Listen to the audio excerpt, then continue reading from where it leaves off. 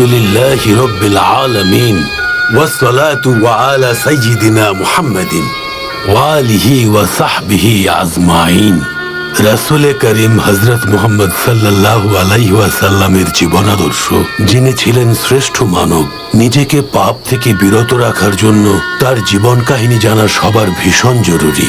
হযরত মুহাম্মদ সাল্লাল্লাহু আলাইহি ওয়াসাল্লাম ইবনে আব্দুল্লাহ ইবনে আব্দুল মুত্তালিব ইবনে হাশিম ইবনে আব্দে মানাফ ইবনে কুসাই ইবনে কিলাব ইবনে মুর্রাহ ইবনে কাব ইবনে লুই ইবনে গালিব ইবনে ফাহার ইবনে মালিক ইবনে নাদর ইবনে কিনানা থেকে শুরু করে আদনান পর্যন্ত, এবং তার অনেক বছর পর আল্লাহর প্রিয় বান্দা সাইয়্যিদিনা ইসমাইল আলাইহিস সালাম, যিনি সাইয়্যিদিনা ইব্রাহিম আলাইহিস সালামের পুত্র, তার কাছে পৌঁছায়।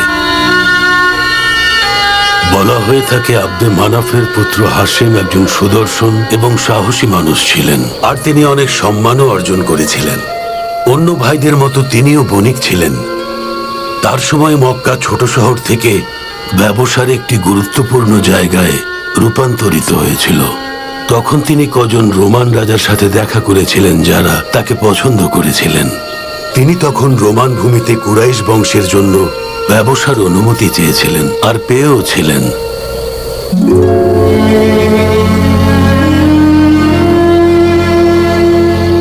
এরপর হাশিম যখন এই সুখবর নিয়ে পবিত্র মক্কায় ফিরলেন, তখন সমগ্র আরব তার প্রশংসা করেছিলেন, এবং আরবীয় নেতাদের কাছ থেকে বড় বড় সওদা নিয়ে আসাম থেকে মক্কা আসেন।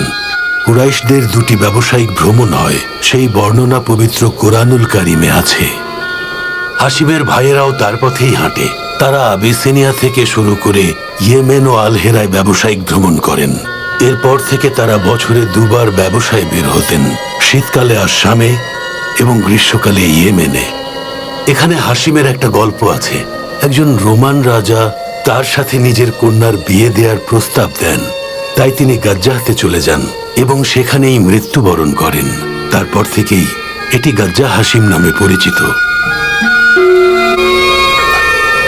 হাশিমের বিয়ে হয়েছিল মক্কা শরীফে। সেখানে তার 3 পুত্র ছিল, নাদলা, আবু সাইফি এবং আসাদ। একবার তিনি ইয়াত্রিব হয়ে আসাম যাওয়ার পথে বন্ধু আমরের সাথে দেখা হয়ে যায়, যার পিতা জায়েদ ছিলেন একজন খাজরা জাতির নেতা।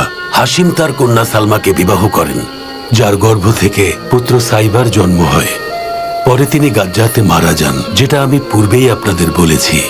তার মৃত্যুতে মক্কায় শোকের ছায়া নামে। পুত্র সাইবা সাবালক হওয়া পর্যন্ত মায়ের সাথে থাকতে শুরু করেন। এরপর মুত্তালিব ইয়াত্রিবে গিয়ে পৌঁছান এবং তার ভাতিজা সাইবাকে মক্কায় নিয়ে আসেন। উটের পিঠে আল মুত্তালিবের সাথে তাকে দেখে মক্কাবাসী তাকে আব্দুল মুত্তালিব নাম দেন। আব্দুল মুত্তালিব বড় হতে থাকেন এবং মক্কার প্রধান হয়ে যান। তার একটি মাত্র পুত্র ছিল আল হারিস। তিনি আব্দে মানাফ বংশের ভাইদের নিয়ে শক্তিশালী হয়ে ওঠেন। তার সম্মান আর খ্যাতি আরবের প্রত্যেকটি কোণায়, প্রত্যেকটি জাতির মধ্যে ছড়িয়ে পড়েছিল। এবং একদিন, তিবাহ খনন করো আব্দুল মুত্তালিব। তিবাহ?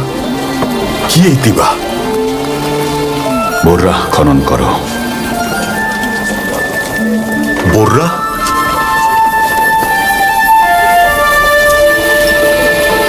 আল মাদমুনা খনন করো আব্দুল মুত্তালিব। কি এই আল মাদমুনা?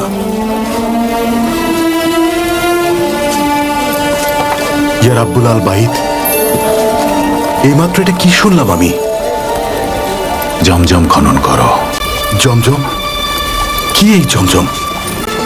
এমন কূপ যা কখনোই শুকাবে না, যা অনবরত পথিকদের তৃষ্ণা মেটাবে। এটা সেখানে অবস্থিত যেখানে কোরবানি করা হয়, যেখানে পিপাসু কাকপক্ষীরা আঘাত করছে। আমি খনন করব জমজম। আল হারিস, আমার সাথে এসো। জমজম কূপ খনন করতে যাব, যা আমাদের মা হাজের এবং পিতা ইসমাইলের নিশানা। চলো যাই। এই যে কুরাইশের জনগণ, তাড়াতাড়ি যাও সবাই, ইসাফ এবং নাইলার কাছে যাও। তাড়াতাড়ি যাও কুরাইশের মানুষ, এই আলমুগিরা, কোথায় তুমি আলমুগিরা? আরে কি হয়েছে উমাইয়া? হাসিমের পুত্র আব্দুল মুত্তালিব ইসাফ আর নাইলার ঠিক মাঝখানে কূপ খনন করছেন, যেখানে আমরা সবাই কোরবানি দেই আমাদের পবিত্র কাবাকে উদ্দেশ্য করে। আব্দুল মুত্তালিবকে থামাতে হবে, এটা করতে দেয়া যাবে না।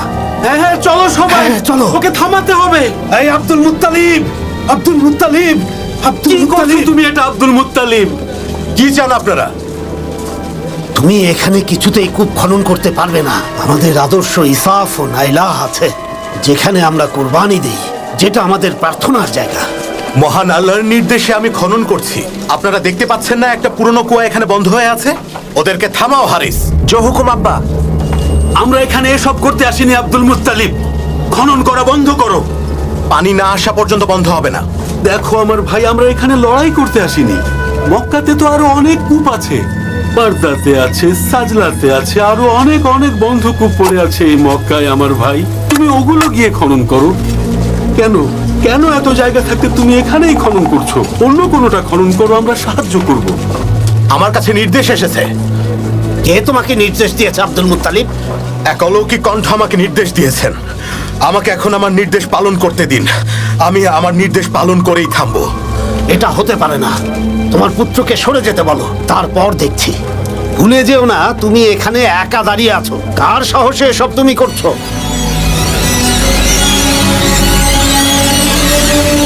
ইয়া রাব্বিল কাবা, এটা কি?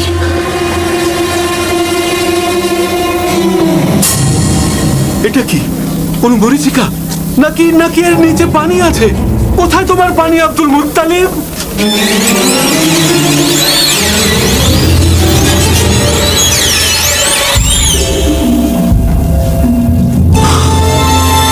গুপ্তধন, এগুলো জুরহুমের।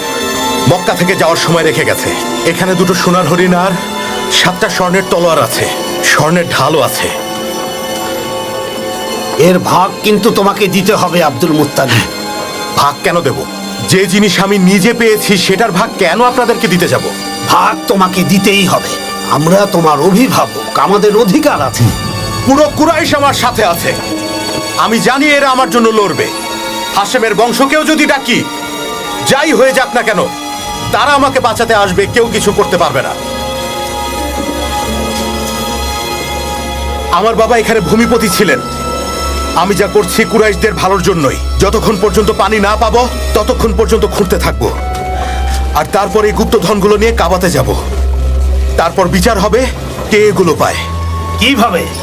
কাবাতে দেখা হবে। আমরা দুটো দুটো করে নেব, বাকিটা কাবার জন্য থাকবে। আমরা তোমার উপর ছাড়লাম আব্দুল মুত্তালিব। আমরা তোমার কথায় রাজি আব্দুল মুত্তালিব। খুঁড়তে থাকো জমজম কূপ। কাদা, দেখো কাদা, দেখতে পাচ্ছ কুরাইশের জনগণ? এইটাই জমজম কূপ, আমাদের পিতা ইসমাইল এবং মাতা হাজার নিশানা। এই সেই জমজম কূপ যা কোনোদিন শুকাবে না, যা পথিকের তৃষ্ণা মেটাবে।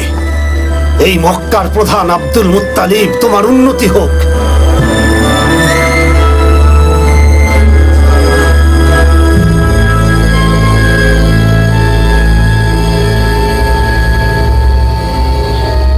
এরপর আব্দুল মুত্তালিব জমজম থেকে গুপ্তধন নিয়ে কাবাতে চলে গেলেন, যেখানে ভাগ্যের পরীক্ষা হয় তীরন্দাজের দ্বারা।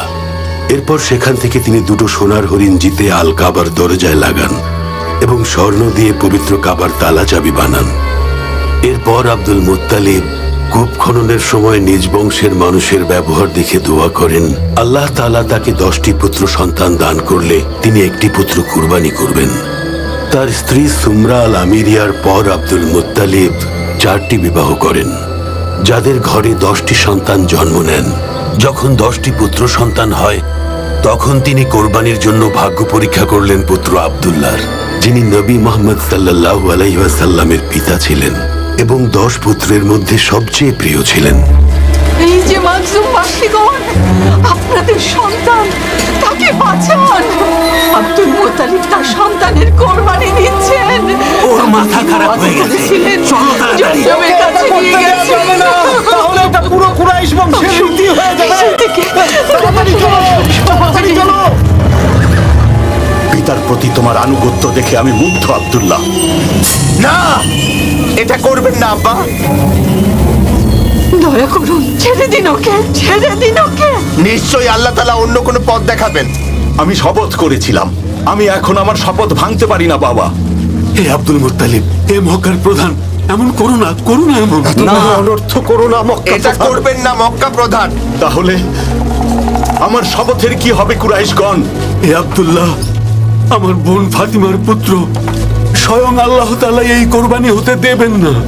আমার শপথ, যদি আমার শপথ ভাঙি তাহলে আমার নাম আব্দুল মুত্তালিব না। না আব্বা, না, ও আমাদের সবচেয়ে প্রিয় ভাই আব্বা। এটা করো না আব্দুল মুত্তালিব, ও আমার সন্তানের মতো, আর তোমার তো নিজের সন্তান। দাঁড়ার, এই জুবাইর, আর তুমি হারিস, এই আব্দে মানাফ, কিছু করো, কিছু করো তোমরা। হে আব্দুল মুত্তালিব, তুমি যদি এখন নিজের পুত্রকে কুরবানি করো তাহলে তা কুরাইশ বংশের রীতি হয়ে যাবে। তুমি তো আমাদের জন্য উদাহরণ। আল্লাহর দোহাই, আল্লাহর দোহাই আব্দুল মুত্তালিব, তুমি থামাও এটা। এর বদলে কি চাও বলো, আমরা আমাদের সমস্ত সম্পদ দিয়ে দেব। এটা করো না।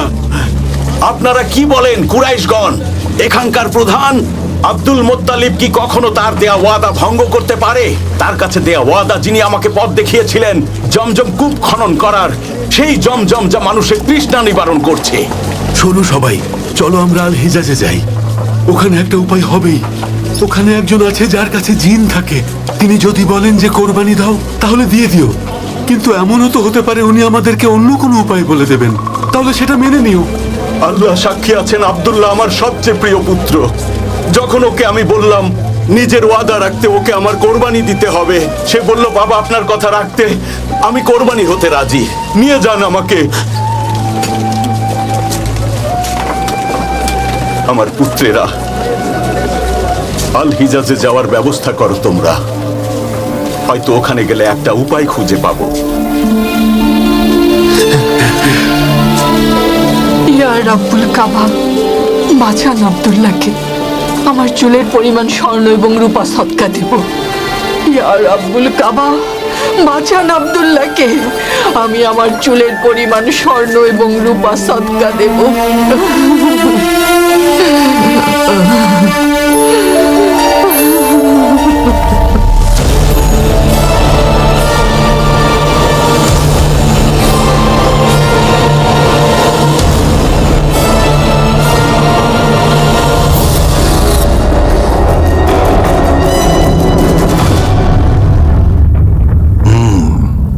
আমাকে বলো আলকালিস গির্জার কাজ কত দূর এগুলো? ইবনে মাকসুদ, কাজ প্রায় শেষের দিকে চলে এসেছে প্রভু। খুব দ্রুত আমরা ওখানে নাজরানের শহীদদের শেষাংশ নিয়ে যাব, আর এই গির্জা পৃথিবীর বুকে সবচেয়ে সুন্দরতম গির্জা হবে। পুরো দুনিয়া দেখবে আমার পক্ষে কি কি করা সম্ভব। তাহলে কি এই গির্জার নাম নাজরানের শহীদদের নামে হবে, যারা নাওয়াজে পুড়ে গিয়েছিল? অবশ্যই আরবের সবাইকে নির্দেশ দেব ওখানে তীর্থযাত্রা করতে। কিন্তু আরবের সবাই তো মক্কায় যায়। তারা বলে সাইয়েদেনা ইব্রাহিম কাবা তৈরি করে দিয়ে গেছে, কাবাকেই পবিত্র মনে করে, সেজদা করে, আর ওখানে মূর্তি পূজাও করে। এখন আরবীয়দের বিশ্বাস করানোর সময় এসেছে খ্রিস্টানি পবিত্র ধর্ম। যেমন নাজরানের লোকেরা ঈমান এনেছে, সেই নাজরানে যারা শহীদ হয়েছেন তাদের একজন আমাদের দাদা আল হারিথ। তাড়াতাড়ি কাজ শেষ করো, আমি দেখার জন্য অধীর হয়ে আছি। কাজ শেষ করার সাথে সাথে আমি আরবীয়দের ওখানে তীর্থ করার নির্দেশ দেব। কিন্তু প্রভু, আপনি এটা কিভাবে করবেন বলুন তো? আগে কাজটা শেষ হোক, তারপর তোমাদেরকে বলবো।